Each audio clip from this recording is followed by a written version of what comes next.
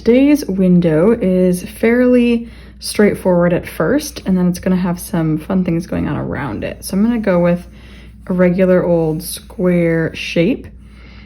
Now, you could totally use a ruler if you want these lines to be more exact.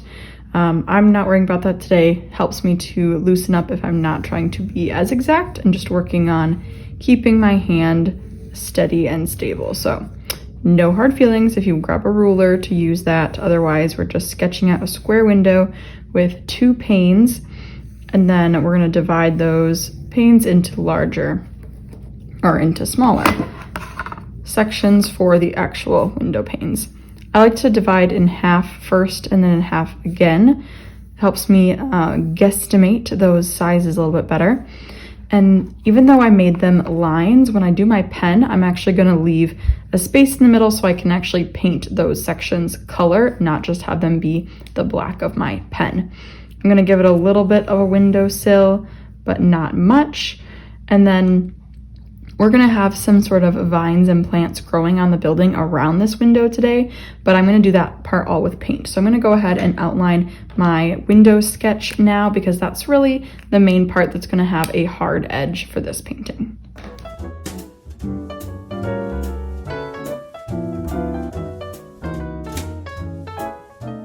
Okay, so for actually painting this window, I want my window to be yellow and the wall around it is going to be this sort of turquoisey green, but I want some pink flowers in there. So I kind of need to do some thinking because I have to plan from light to dark. So I know my window is going to be a very light color, and I won't be able to put yellow and cover up green completely. So I will want to leave my window panes and frame as light and as white as possible until I can add the yellow on top. The pink flowers will also not be able to cover up the green super well, so I think I'm going to do a very light wash of green for the wall, probably add in the pink flowers and then go back and add more darker green so that I make sure the pink flower can be seen. So I'm going to be starting with the wall around the window, and I'm going to be doing kind of a turquoisey teal green. So I'm going to wake up my I'm using a Hooker's dark green here, which is kind of I like it. It's a more medium green, but since I'm going for a little bit more turquoise, I'm going to grab some of my blue. I believe this one's a cobalt blue, but any blue will do. That's a nice looking teal. And I'm going to really water it down and then use this to paint the wall. I have taped down the edges of my paper so that I can paint right up to the edge of them, and when I peel it away, it'll create a nice clean edge.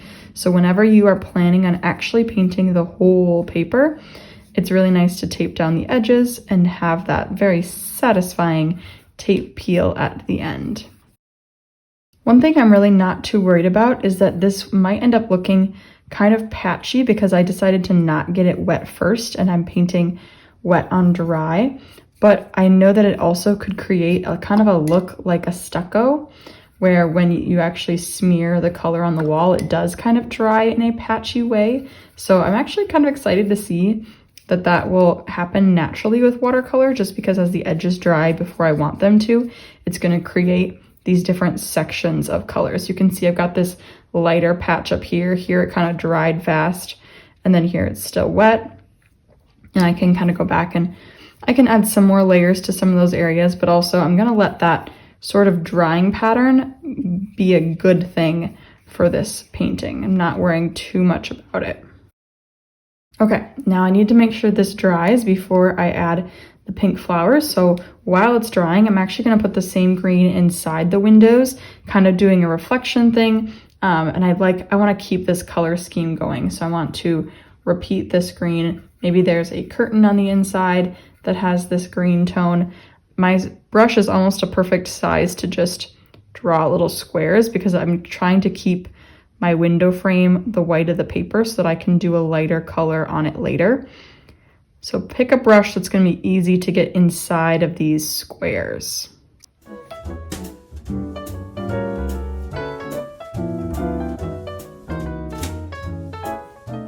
Now I'm going back and I'm adding a few vertical lines. I mentioned that maybe there's these curtains inside the window that are making this green tone. So as it dries, I'm using the same green, but because I'm layering it, it's getting a little darker. to just suggest some vertical lines inside of these windows where there might be some curtains hanging down. These areas are not quite dry yet, so I might have to go back and do that there, but just kind of reminding myself almost that I'm going to want to do that by adding some of that right now. Okay.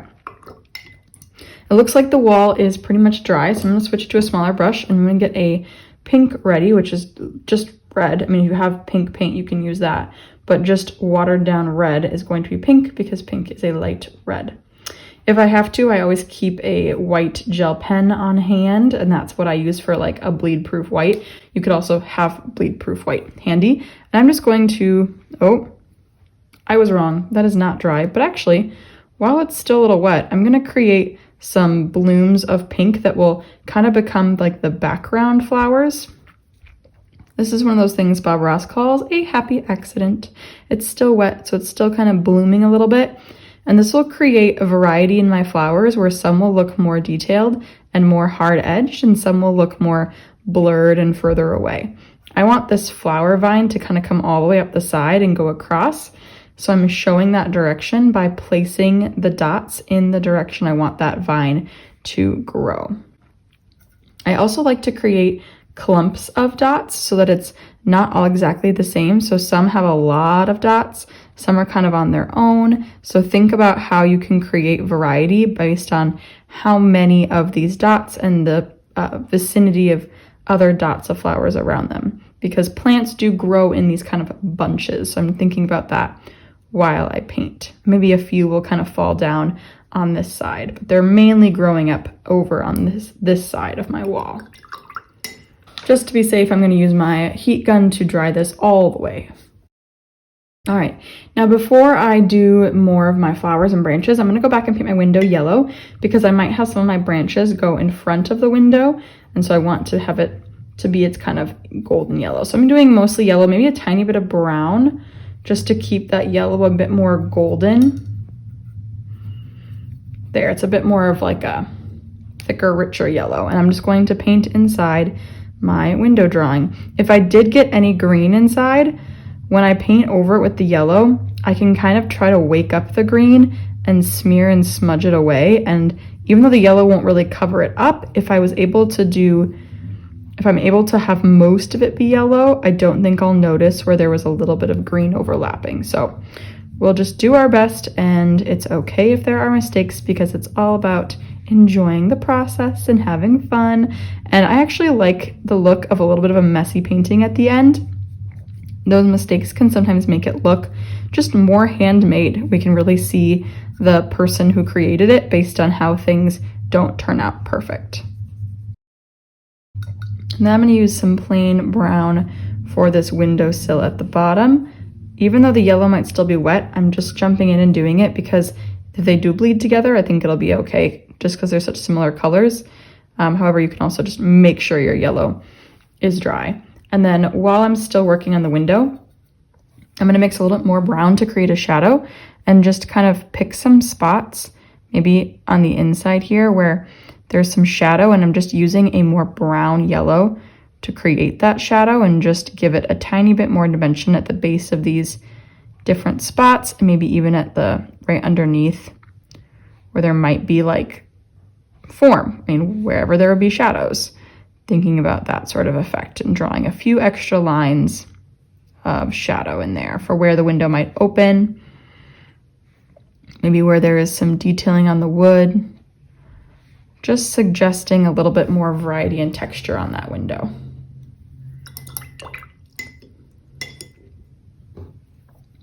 Okay, now I'm ready to go back to my flowers and my branches. I'm gonna get some more pink ready now that I know my green background is dry, and I'm gonna drip in a few more darker flowers. So I've got those kind of pretty light pinks, and then I'm gonna have some more darker, closer to me flowers. I'm actually gonna try to dip on top of the dots that already exist first, because then it makes them look a little bit more, have more dimension. It's almost like that light pink is part of the same flower. And then I'll also create some new ones. But if I do too many dots, I'll start to lose the shape of these clumps. And so I really want to focus on first emphasizing where I've already placed flowers and only then going back and creating some new flowers. Okay, now to give these flowers some more stability, I need to give them branches to live on. So I'm going to use my brown. I want it to be fairly dark, but again, I can always go darker, so I don't need to make it completely nighttime at first. And I'm just going to suggest some branches kind of going through here. This is where the largest branches will be, so I might start here and just have them kind of branch out in different directions, thinking of where those clumps are. Trying to not cover up the pink because I know that my brown would go on top of the pink branches if I let it, so I have to kind of go in between. And I'm letting this kind of beginner part be a little bit thicker and then having those branches get thinner from here. So I'm just jumping over flowers, kind of branching things out, trying to keep my brush very thin as I trace and create those different pathways for the branches and sticks to go. Because these vines like to kind of crawl up the wall, I want to also add just a few more like wiggly bits to it, because it's not really that it's growing out of the ground like a tree, it's really kind of climbing around the wall.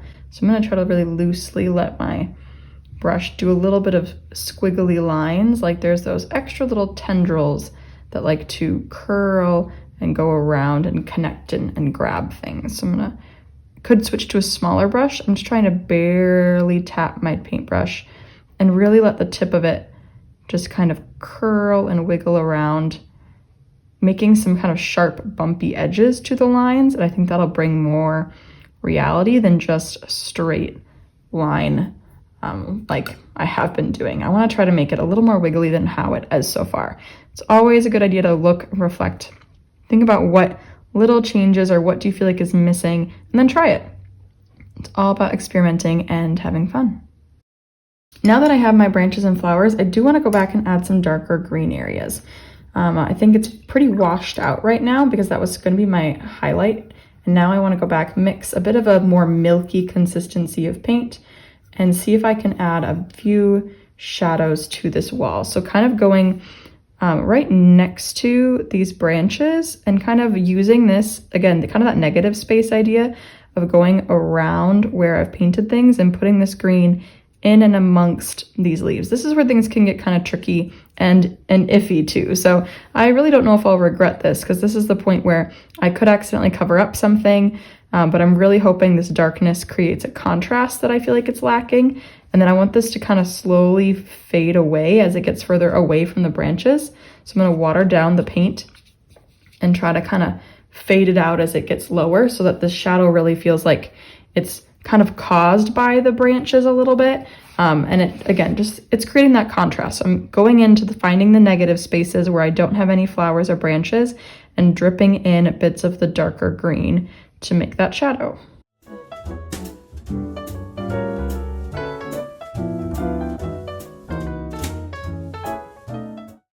All right, I'm liking the bit more contrast.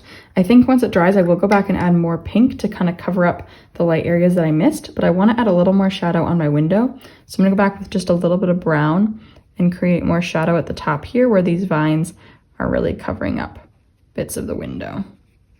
Now that I know where more of the vines are, I know where there would be shadows on the window, so I can go back and fix that.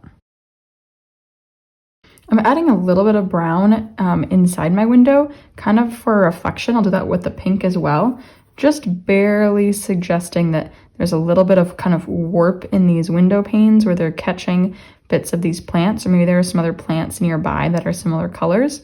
So just kind of bringing that color into the glass of the windows. All right, I'm gonna heat gun dry my area up here so I can add a bit more pink. All right, I'm going back in with a bit more pink to fill in some of these areas where I couldn't quite get it dark enough with the blue. And then I'm gonna look for a few more spots where I want shadows. I'm noticing I missed kind of over here to have some shadows, and under the window I want some shadow on the wall. And then at the very end, I'll dry it completely, and I'm gonna do some more pen on top of the branches. Now that I have them more defined about where they are, I can really define that with some of my pen work. So I'm going back and adding final little details with paint before pen. I'm not really even sure if there would be shadows here. I think there would be, but it makes sense and I think it'll add good contrast. So even if it wouldn't actually happen, if it works for your painting, then do it, because you are the artist and you get to decide what goes where. And sometimes it just takes some experimentation to see what actually works. And if we just add more shadows, we get more contrast. And I think it was the right move to do. But in a world with, light and physics and direction and all that, sometimes what we do in our paintings wouldn't make sense, and that's okay, because we kind of have to fudge reality to make paintings work the way we want them to. All right, time to dry it all and add a few final pen details. All right, for final pen details, I'm going to just follow some of my bigger branches and give them some hard edges, especially the ones that kind of cross over my window here. Maybe pick a few flowers to really flush out and give them some edge. And this is just more of me chasing after contrast. I love to create contrast in my work. It makes things pop, and it just balances really well with the wishy-washiness of the watercolor paint itself. I love how watercolor blends and makes interesting colors, but I wish I could have more of that contrast, and that's why I do pen and watercolor. So if you are a fan of the wishy-washiness, you don't have to do the pen afterwards. If you like the softness of the lines, just roll with it. You can take and then leave whatever you don't want whenever I show you how to paint something.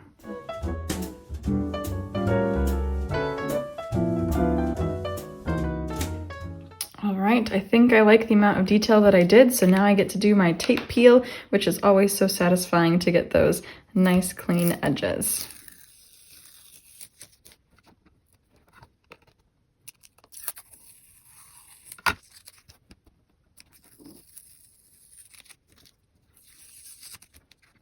All right, and there we go. Episode 2 of our window series is complete.